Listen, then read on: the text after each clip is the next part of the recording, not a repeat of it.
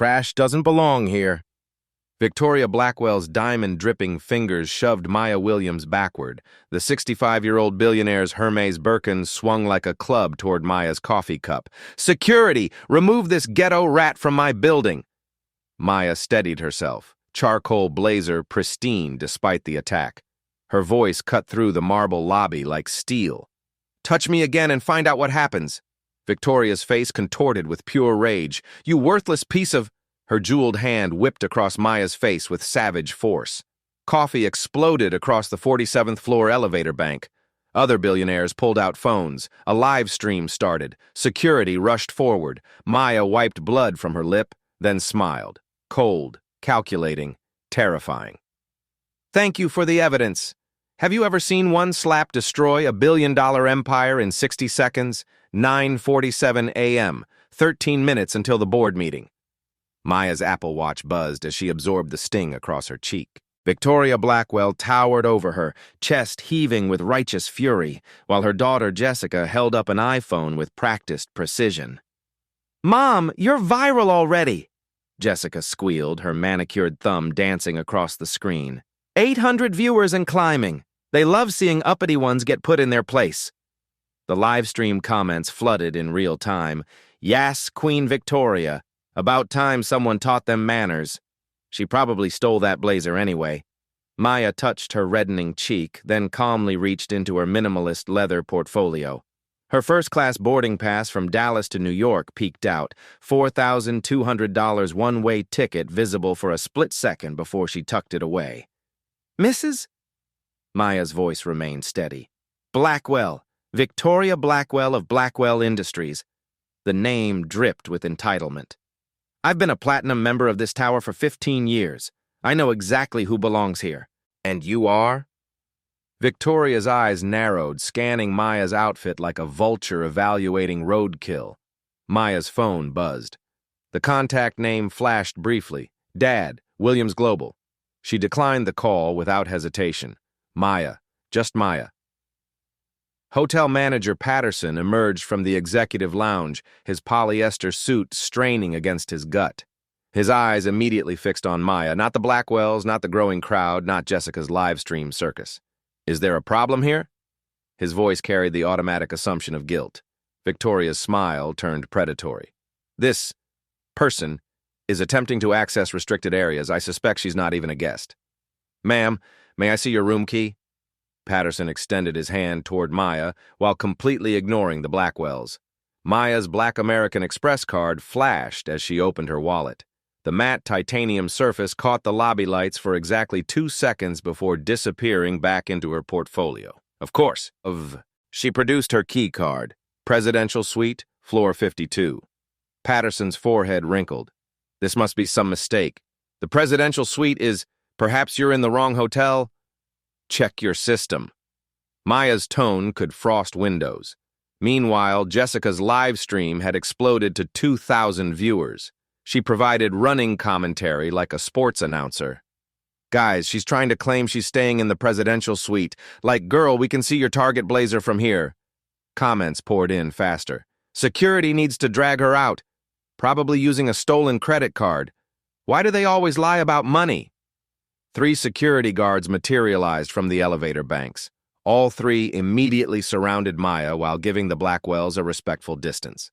"Ma'am, we're going to need you to come with us," the lead guard announced, his hand hovering near his radio. "On what grounds?" Maya asked. "Trespassing, attempted fraud, creating a disturbance." Victoria rattled off charges like a prosecutor. "Officer, I witnessed her verbally threaten me before physically resisting when I tried to maintain order."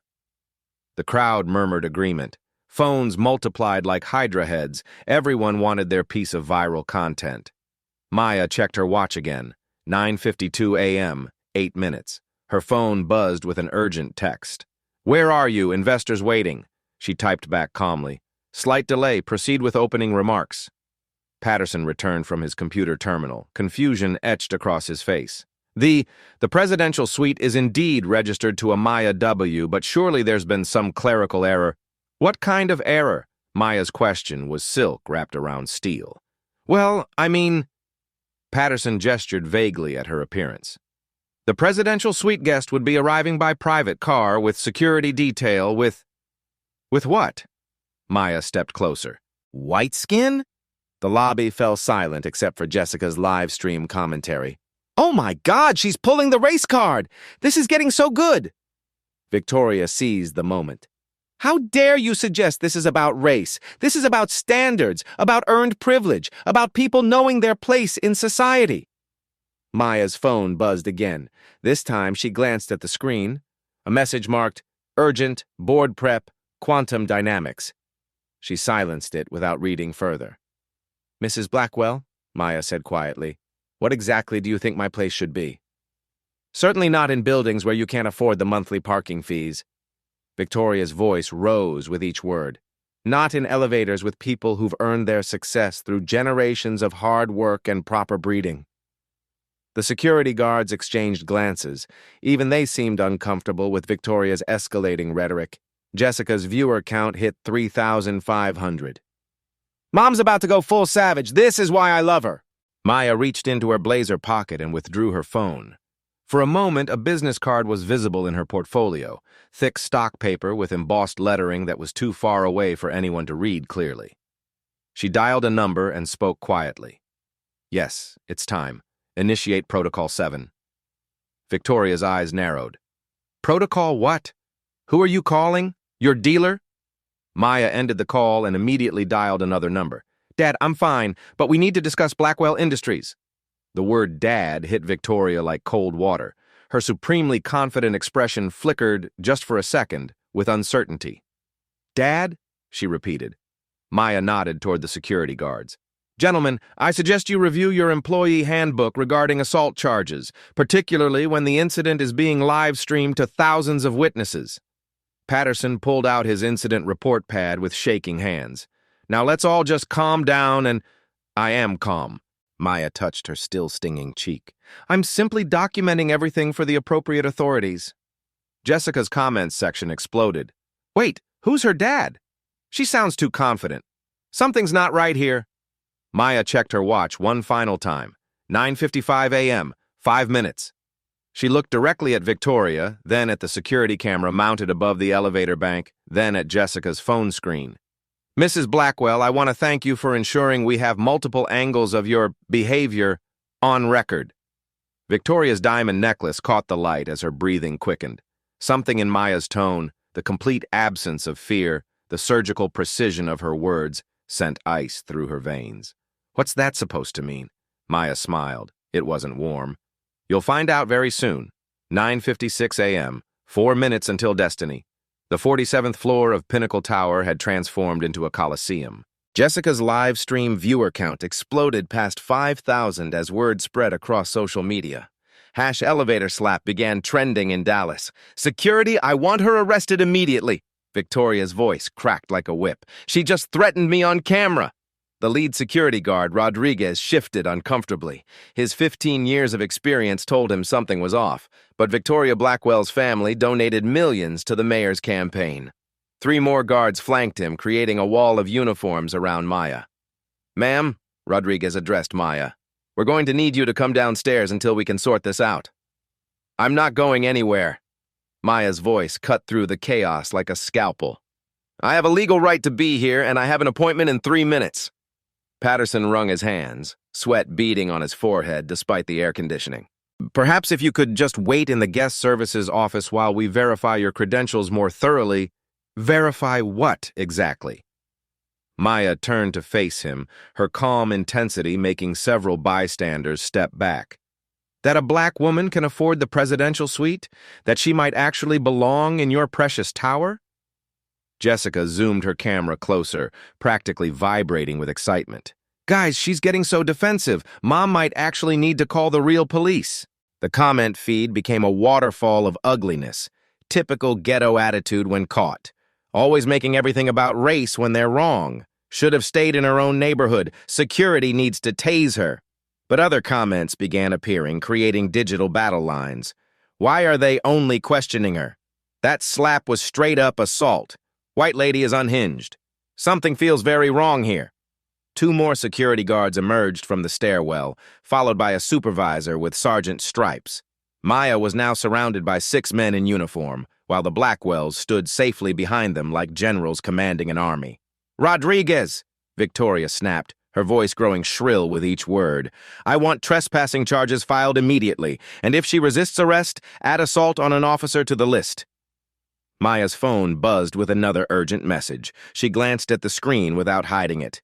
"Board meeting starting. Japanese investors asking for you specifically. Where are you?" Her fingers moved across the keyboard with surgical precision. "Minor delay. Begin presentation deck. We'll join for the Q&A segment." "Who are you texting?" Victoria demanded, stepping closer despite the security barrier. "Your lawyer? Your dealer? Some other criminal in your network?" The crowd gasped audibly. Even the hardened security guards winced at the naked racism. Several business professionals in expensive suits began filming with expressions of disgust. Jessica's camera captured everything, but her enthusiasm was wavering. "Mom, maybe you shouldn't say things like that on camera." "Shouldn't what?" Victoria whirled on her daughter like a rabid animal. "Tell the truth? This is exactly what's wrong with modern society. These people thinking they can go anywhere, do anything without facing proper consequences for their presumption." Maya looked directly into Jessica's camera lens, her voice steady as bedrock. "Please keep recording. I want multiple angles of this entire interaction documented." Her complete lack of fear was starting to unnerve everyone. Whispers began rippling through the growing crowd. "She's way too calm for someone about to be arrested.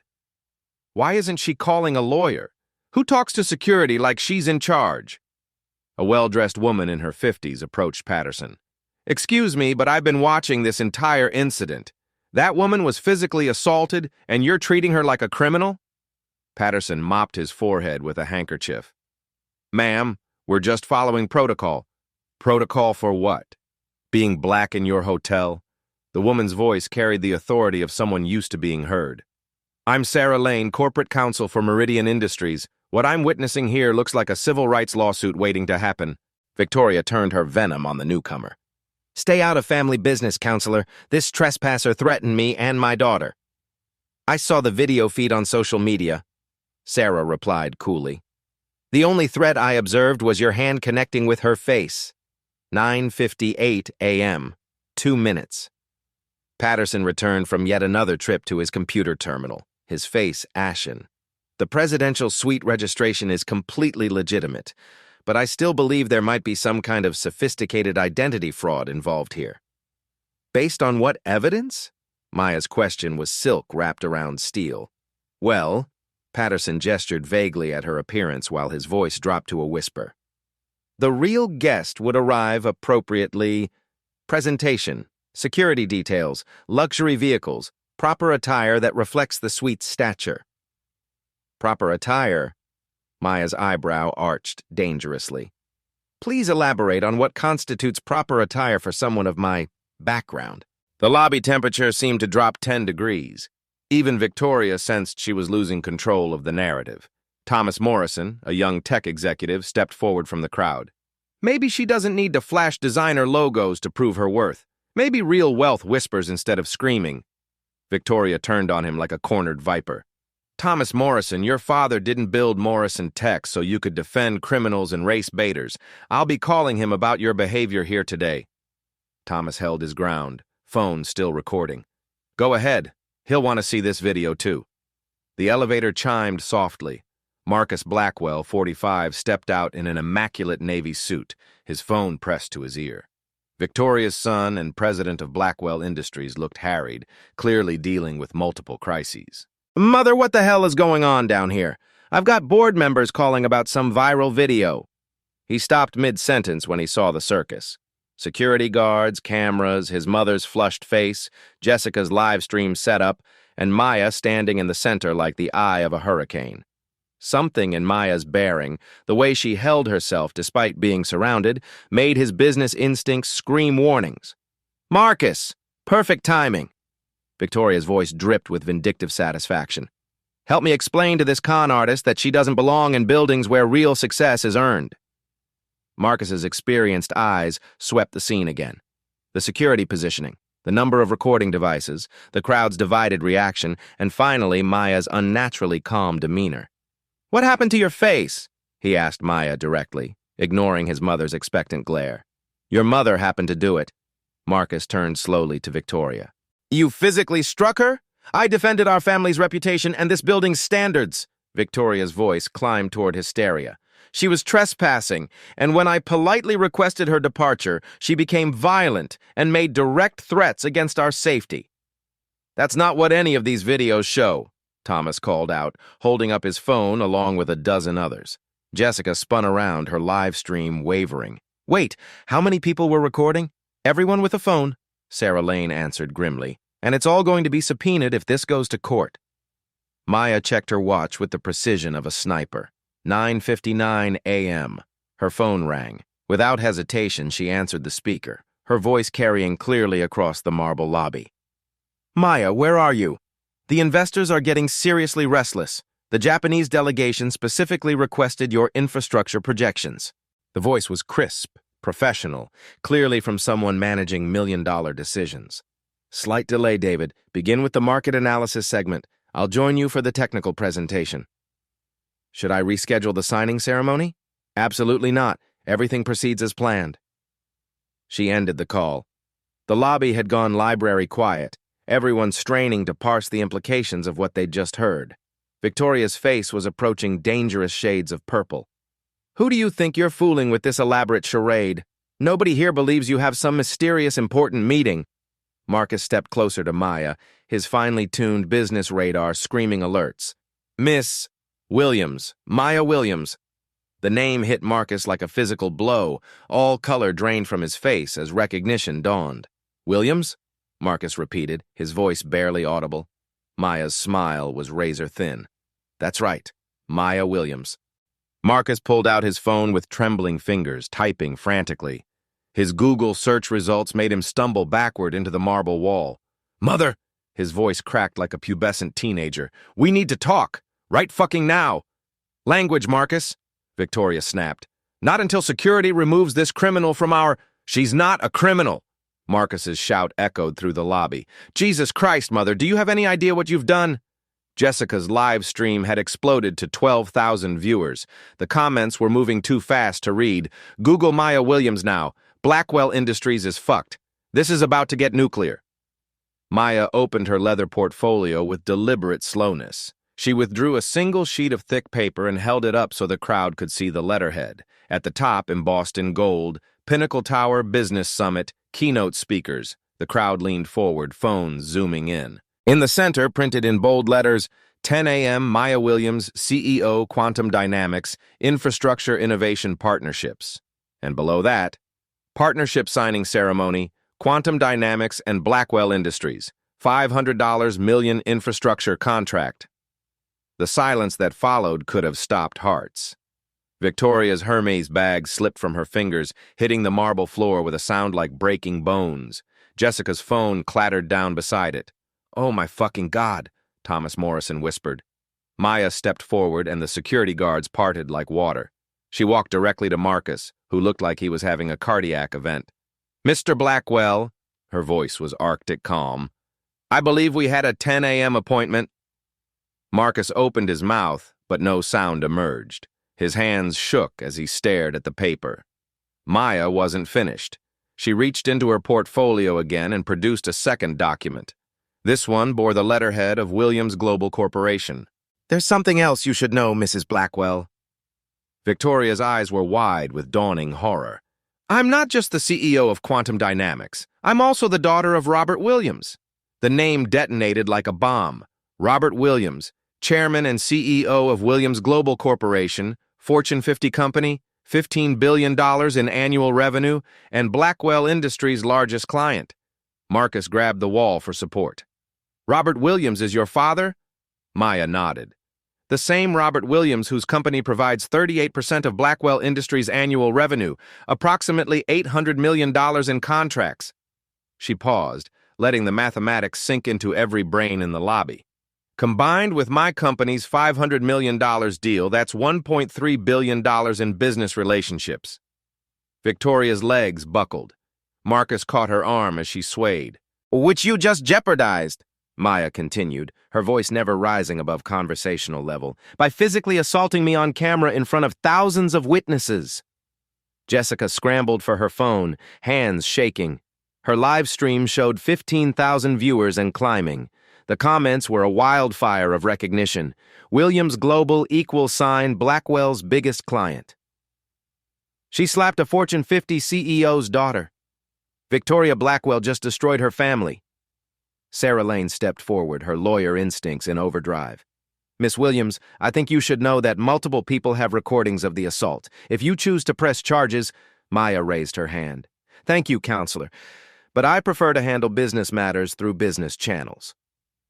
She looked directly at Victoria, who was hyperventilating against the marble wall. Mrs. Blackwell, you asked me earlier what I thought my place should be. Maya's voice was soft, almost gentle. I think my place is in the boardroom upstairs, signing contracts worth more than most people see in a lifetime. Marcus found his voice. Maya, Miss Williams, I am so incredibly sorry. My mother doesn't represent... Your mother represents your family perfectly, Mr. Blackwell. Maya's interruption was surgical. She represents the values that built Blackwell Industries. The question is, are those the values your company wants to maintain? Patterson approached on unsteady legs. Miss Williams, if there's anything at all, the hotel can do to... You can start by reviewing your staff's response to this incident. Maya's gaze swept over the security guards who had surrounded her. I was physically assaulted in your lobby and your people treated me like a criminal. Rodriguez stepped forward, removing his cap. Ma'am, we were responding to what we thought was a legitimate complaint. You were responding to your unconscious bias, Officer Rodriguez. Maya's tone wasn't angry, just factual. 5 armed men surrounded one unarmed woman because a rich white lady pointed her finger. The lobby crowd was growing as news spread through social media. Business executives, hotel guests, and summit attendees pressed closer, phones recording everything. Maya's phone rang. She glanced at the caller ID and smiled, the first genuinely warm expression she'd shown. Hi, Dad. She put the call on the speaker. Robert Williams's voice filled the lobby, carrying the unmistakable authority of a man who moved billions of dollars with his decisions. Maya, I just saw the video feed. Are you hurt? I'm fine, Dad. Just a little red mark where Mrs. Blackwell struck me. The silence on the other end was more terrifying than any explosion. Mrs. Blackwell struck you? On camera, in front of hundreds of witnesses, while calling me trash and questioning whether I belong in civilized society. When Robert Williams spoke again, his voice could have flash-frozen hell. Put her on the phone. Victoria began hyperventilating in earnest. Marcus stepped forward desperately. Mr. Williams, this is Marcus Blackwell. I can explain... Marcus. Robert's voice cut through the phone like a blade. Your mother just physically assaulted my daughter while she was conducting business on my behalf. Explain that. Sir, she didn't know. This is a misunderstanding. A misunderstanding? Robert's laugh was arctic. Son, I've been in business for 30 years. I understand exactly what happened. The question is, what are you going to do about it? Maya looked at her watch. 10:02 a.m. Dad, I need to get to the signing ceremony. The investors are waiting. Of course. But Maya? Yes. Before you sign anything with Blackwell Industries, I think we need to have a family conversation about whether we want to continue doing business with people who assault our family members. Victoria made a sound like a wounded animal. Understood, Dad. Maya ended the call and looked around the lobby. Every face stared back at her with expressions ranging from shock to terror to admiration. Mrs. Blackwell, she said quietly, I believe you have something to say to me. Victoria's mouth moved, but only strangled sounds emerged. Maya waited exactly 10 seconds, then turned toward the elevators. Mr. Blackwell, shall we proceed with our meeting, or would you prefer to cancel the largest contract in your company's history? The elevator ride to the 52nd floor boardroom was a study in suffocating silence. Marcus Blackwell stood pressed against the back wall, his face the color of old parchment. Maya Williams occupied the center of the elevator like a queen holding court, checking emails on her phone with casual efficiency. Miss Williams, Marcus began, his voice barely steady. I need you to understand that my mother's actions in no way represent... Don't! Maya didn't look up from her phone. Don't explain, don't make excuses, don't minimize. We'll discuss your mother's assault in the boardroom with witnesses present. Marcus's throat bobbed as he swallowed. The board doesn't know about the incident yet. They will. Maya's tone was matter-of-fact. 23,000 people watched your mother slap me live. CNN picked up the story 6 minutes ago. Your stock price has already dropped 4% in after-hours trading. The blood drained from Marcus's face. 4%? That's just the beginning. Maya finally looked at him. Your mother didn't just assault me, Mr. Blackwell. She assaulted your company's future. The elevator chimed softly at floor 52. The doors opened to reveal a glass-walled conference room filled with men in expensive suits. Japanese executives in dark business attire sat on one side of a massive oak table. American investors occupied the other side. At the head sat David Brooks, Maya's chief operating officer, his expression grim. All conversation stopped when Maya entered. Gentlemen, my apologies for the delay. Maya's voice carried zero hint of the violence she'd just endured. I trust David has walked you through the preliminary projections? Hiroshi Tanaka, lead investor from Tokyo Infrastructure Partners, stood and bowed slightly. Ms. Williams-san, we have reviewed the technical specifications. Most impressive. However, we are now concerned about the partnership's stability with Blackwell Industries. Several American investors shifted uncomfortably. Word traveled fast in corporate circles. Maya's smile was razor-sharp. An excellent concern, Mr. Tanaka. Mr. Blackwell, would you like to address the viral video of your mother assaulting me in your building's lobby? The room temperature seemed to drop 10 degrees. Marcus looked like a man facing a firing squad. There was an unfortunate misunderstanding involving my mother. It in no way reflects misunderstanding. Maya's voice cut through his stammering like a blade. Mr. Blackwell, your mother called me trash, questioned whether black people belong in civilized society, and then struck me across the face while thousands of people watched online. James Morrison, representing Morrison Capital, leaned forward. Miss Williams, we saw the footage. That was assault, plain and simple. Maya opened her portfolio and spread documents across the table with the precision of a surgeon laying out instruments. Let's review the numbers, shall we? She pointed to the first document. Quantum Dynamics current valuation, $2.8 billion. Annual revenue, $847 million. Growth rate, 340% over 3 years. Client retention, 98.7%. The investors leaned forward, impressed despite the tension. Our infrastructure AI platform has partnerships with Microsoft, Amazon, Google, Tesla, and 15 Fortune 100 companies. Maya's finger moved to the second document. This contract with Blackwell Industries represents a $500 million expansion into smart city development across 12 major metropolitan areas. Tanaka nodded approvingly. Revolutionary technology, but given this morning's events, we must consider partnership risks and reputational exposure. Maya turned to Marcus with the focused attention of a predator studying prey. Mr. Blackwell, please share your company's dependence on external partnerships for our investors' benefit. Marcus's hands trembled as he opened his laptop, sweat beading on his forehead. Blackwell Industries generates annual revenue of $2.1 billion. We maintain strategic partnerships that account for approximately 60% of our total business operations. Be specific about Williams Global Corporation, Maya commanded, her voice carrying the authority of someone accustomed to being obeyed. The room went deadly quiet. Several investors exchanged meaningful glances, clearly recognizing the name. Marcus swallowed hard, his voice cracking slightly. Williams Global provides $800 million annually in construction and infrastructure contracts. That represents 38% of our total revenue and has been our largest client relationship for 7 years. Maya's phone rang. She glanced at the screen and smiled, an expression more terrifying than any scowl. Gentlemen, my father would like to join our discussion.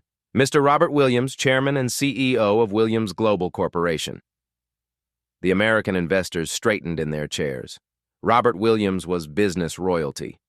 Maya put the call on speaker and placed the phone in the center of the table like a weapon. Good morning, everyone. Robert Williams' voice filled the room with unmistakable authority earned through 3 decades of building a Fortune 50 empire. I apologize for joining late, but I've just become aware of a serious incident involving my daughter and the Blackwell family. The Japanese investors looked confused. The American investors looked like they wanted to disappear. Dad, perhaps you could explain the situation to our potential partners? Certainly. Robert's voice was ice-cold professional steel. Approximately 25 minutes ago, Mrs. Victoria Blackwell physically assaulted my daughter in the lobby of this building. The assault was recorded by multiple witnesses and is currently being viewed by over 30,000 people on social media platforms. Tanaka's eyes widened in shock. Physical assault? Mrs. Blackwell struck Maya across the face while calling her trash and stating explicitly that black people don't belong in places like Pinnacle Tower. She then attempted to have security arrest Maya for trespassing. The silence that followed could have stopped atomic clocks. David Brooks cleared his throat diplomatically. Mr. Williams, what are the immediate legal implications for all parties? Substantial, Robert replied without hesitation. But more importantly for this room, what are the business implications? Williams Global has maintained an $800 million partnership with Blackwell Industries for 7 years. However, we cannot continue relationships with organizations whose leadership promotes and engages in racial violence. Marcus found his voice, desperation evident. Mr. Williams, my mother doesn't represent our corporate values or executive decision-making. Doesn't she? Robert's interruption was surgical in its precision. She's been on your board of directors for 12 years. She's your largest individual shareholder with 23% ownership. She represents your family name on every major contract and public appearance. Maya opened another document with deliberate slowness. Let's discuss the specific contractual implications. Mr. Blackwell, please read Section 12 of our partnership agreement aloud for everyone's benefit. Marcus fumbled through his papers with shaking hands, finding the relevant page. His voice was barely audible. Section 12, Moral Conduct Clause. Either party may terminate this agreement with immediate effect and without penalty if the other party's principals, officers, or board members engage in conduct that materially damages the partnership's reputation or violates applicable federal or state anti-discrimination laws. Excellent reading, Maya said with clinical calm. Now please read Section 15. Marcus's hands shook visibly as sweat stained his collar. Section 15. Liquidated damages.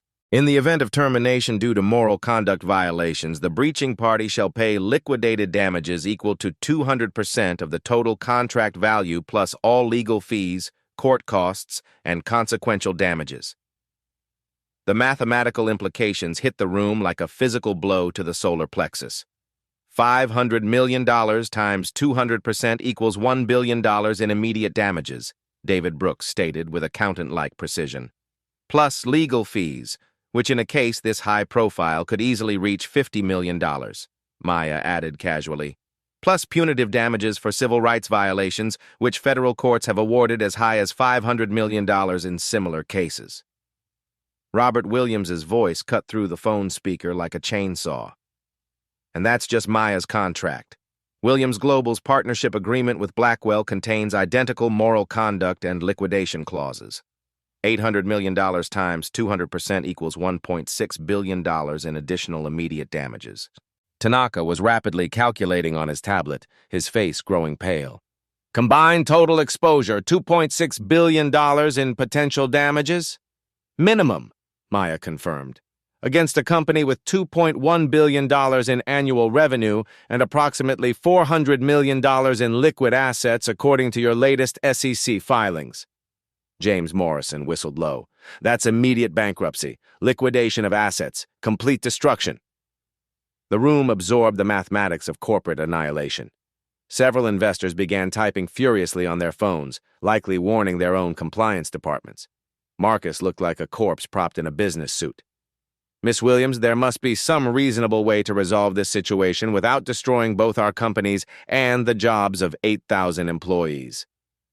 Maya leaned back in her chair, studying him like a scientist examining an interesting specimen under a microscope. Mr. Blackwell, your mother didn't just slap me. She slapped every black professional trying to succeed in corporate America. She live-streamed her racism to thousands of people. She made it impossible for anyone to ignore or minimize. Robert Williams' voice came through the speaker again. Maya, I've been getting calls from board members for the last 10 minutes. The video is everywhere. Twitter, LinkedIn, Instagram, TikTok. It's being shared by Fortune 500 CEOs expressing outrage. How many views now, Dad? 47,000 and climbing. Major news outlets are requesting statements. Our PR department is fielding dozens of calls. Maya nodded slowly. Mr. Blackwell, do you understand the scope of what your mother has triggered? This isn't just a business dispute anymore. It's a public relations nightmare that will follow your company for decades. Marcus's voice came out as a croak. What do you want from us? Maya stood and walked to the floor-to-ceiling windows overlooking Dallas, her silhouette commanding attention. The city sprawled below them, millions of people going about their daily lives, oblivious to the corporate drama unfolding 52 floors above. I want systemic change, she said, her voice carrying across the room with absolute clarity. Not private apologies that disappear into legal settlements, not diversity training seminars that everyone forgets in 6 months, not charitable donations that let you buy your way out of accountability. She turned back to face the room, every eye locked on her with the intensity of laser focus. I want real, measurable, permanent transformation that ensures what happened to me never happens to anyone else. Here are my non-negotiable terms. Maya's terms hit the boardroom like precision-guided missiles. First, Victoria Blackwell is removed from all positions within Blackwell Industries, effective immediately. Board of directors, shareholder voting rights, company advisory roles, public appearances, everything. She becomes a silent investor with zero operational influence. Marcus nodded desperately. Done. I'll call an emergency board meeting today.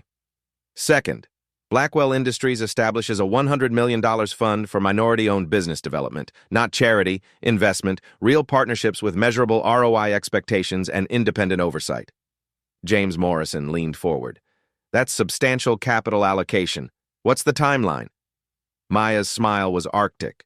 Funding begins Monday. First investments within 30 days. Full deployment within 18 months. Marcus was typing frantically on his laptop. Agreed. Third, implementation of the Maya Williams Protocol. Comprehensive anti-discrimination policies with teeth. Zero tolerance means immediate termination, not warnings or sensitivity training. Mandatory bias training for all employees, from janitors to executives. Independent monitoring by a third-party firm. How independent? Tanaka asked. The monitoring firm reports directly to me for the first 2 years. After that, to a board of community leaders I select. Robert Williams' voice came through the speaker. Maya, what about enforcement mechanisms? Excellent question, Dad. Maya returned to her chair. Any employee can report discrimination through an anonymous app that sends alerts directly to the monitoring firm.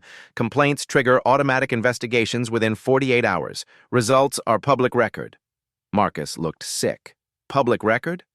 Transparency creates accountability, Mr. Blackwell. Your company will publish quarterly diversity reports showing hiring, promotion, and retention rates by demographic. No hiding behind corporate PR. Maya opened another folder. Fourth, your sister Jessica makes a public apology video acknowledging her role in amplifying racism. She donates $500,000 to civil rights organizations chosen by me. She completes 200 hours of community service in predominantly black neighborhoods. She'll resist, Marcus admitted. Then she loses her trust fund and inheritance, Maya replied coldly. I'm sure you can be persuasive. Fifth, this contract proceeds as planned, with an additional $200 million expansion focused exclusively on infrastructure development in underserved communities, schools, hospitals, community centers. David Brooks pulled up financial projections. That brings the total contract value to $700 million over 5 years. Maya nodded. With performance bonuses tied to measurable community impact metrics. The room absorbed the magnitude of the demands. A total immediate cost to Blackwell Industries, Maya continued, approximately $800 million in new commitments, plus operational changes that will cost roughly $50 million annually. She paused, letting the numbers sink in. Versus $2.6 billion in damages and certain bankruptcy if we proceed with contract termination and litigation. Marcus didn't hesitate. We accept all terms unconditionally. Robert Williams spoke from the phone. What about criminal charges for the assault, Maya? Maya looked at Marcus, who was sweating through his expensive suit despite the air conditioning. No criminal charges, Dad. Prison cells don't change corporate culture. Economic consequences and public accountability create lasting reform. Your choice, sweetheart, but document everything in case she tries this again. Already handled. Maya gestured toward David Brooks. Every interaction is recorded and archived. Tanaka spoke up, clearly impressed. Miss Williamson, this demonstrates exceptional strategic thinking. Tokyo Infrastructure Partners is prepared to increase our investment by $300 million based on your leadership during this crisis. The American investors nodded enthusiastically. Wall Street respected nothing more than turning adversity into profit. Maya opened her laptop and began typing legal language. Mr. Blackwell, you have 24 hours to remove your mother from all company positions and announce the Maya Williams Protocol publicly. Implementation timeline begins Monday morning at 8 a.m. Marcus was frantically texting his legal team. What about the media coverage, the viral video? Maya's smile was predatory. That's your problem to manage. I suggest you get ahead of the story before it destroys what's left of your reputation. How do we explain this to shareholders? Marcus asked desperately. Honestly, Maya replied, your mother's racism nearly bankrupted your company. These reforms ensure it never happens again. Frame it as proactive leadership and corporate responsibility. David Brooks slid contracts across the table. Gentlemen, shall we proceed with signatures? Maya picked up her pen, then paused. Actually, there are two more non-negotiable conditions. Marcus looked like he might vomit. Your mother is banned from this building permanently. Security has her photograph and instructions to call the police if she attempts entry. Understood, Marcus whispered. And if anyone in your organization, family member, employee, contractor, anyone, ever approaches me or my family with hostile intent, all agreements are void immediately. Crystal clear. Maya signed her name with a flourish. Pleasure doing business with you, Mr. Blackwell. The contracts were signed within minutes. Handshakes were exchanged, though Marcus's hand trembled like a leaf. As investors filed out, congratulating Maya on her strategic brilliance, she remained seated, making notes on her phone. Miss Williams, Marcus approached hesitantly, I want you to know that I'm genuinely ashamed of my mother's behavior. This isn't who we want to be as a company. Maya looked up from her phone. Mr. Blackwell, your mother didn't become a racist this morning. She's been enabled by your company culture for years. The question is, are you willing to do the hard work to change that culture permanently? Yes, absolutely. Good. Because I'll be watching. The community will be watching. And if you backslide or try to minimize these commitments once the media attention fades, I'll know. Marcus nodded, then walked toward the door. He paused at the threshold. Miss Williams? Thank you for not destroying us completely. A lot of people would have. Maya's expression softened almost imperceptibly. Mr. Blackwell, I don't want to destroy companies. I want to transform them. Your mother gave me the leverage to demand changes that should have happened decades ago. After everyone left, Maya sat alone in the boardroom, looking out at the Dallas skyline. Her phone buzzed with congratulations from colleagues, interview requests from the media, and proud messages from her father. David Brooks returned, carrying 2 cups of coffee. How do you feel? He asked, sitting beside her. Maya touched the fading red mark on her cheek. Tired, angry, but I'm hopeful. Think they'll actually follow through? They don't have a choice. The whole world is watching now. Maya sipped her coffee. Besides, Marcus seems genuinely motivated to change. Sometimes it takes a crisis to reveal what people are really made of. And Victoria? Maya's smile was grim.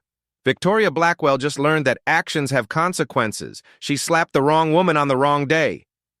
6 months later, the Maya Williams Protocol had become the gold standard for corporate anti-discrimination policies.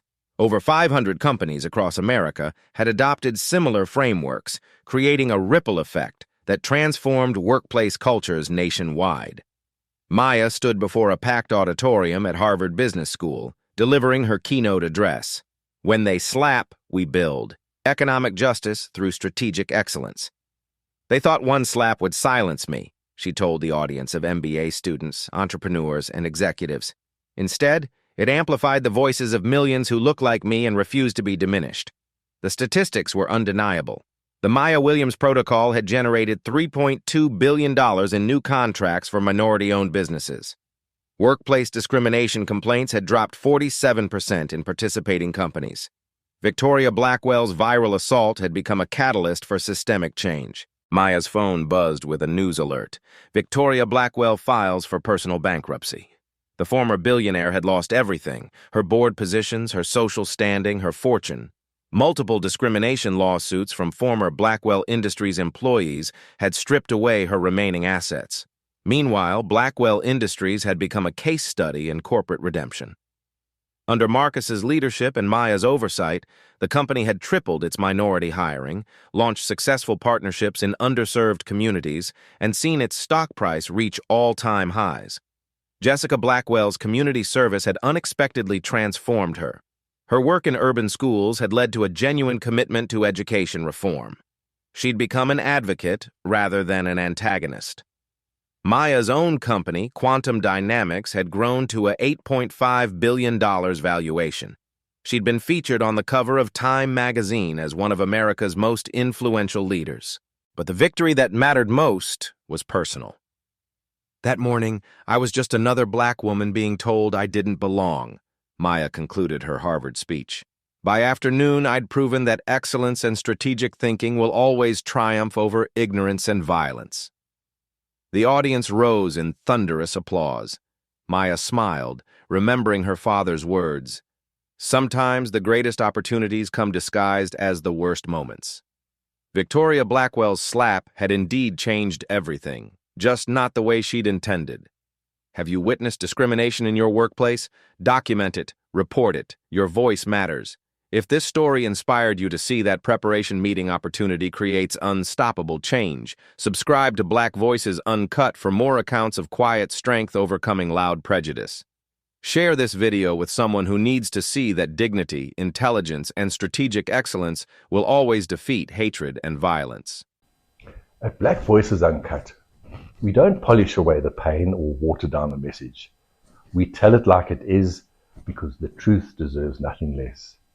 If today's story spoke to you, click like, join the conversation in the comments, and subscribe so you'll be here for the next Uncut Voice.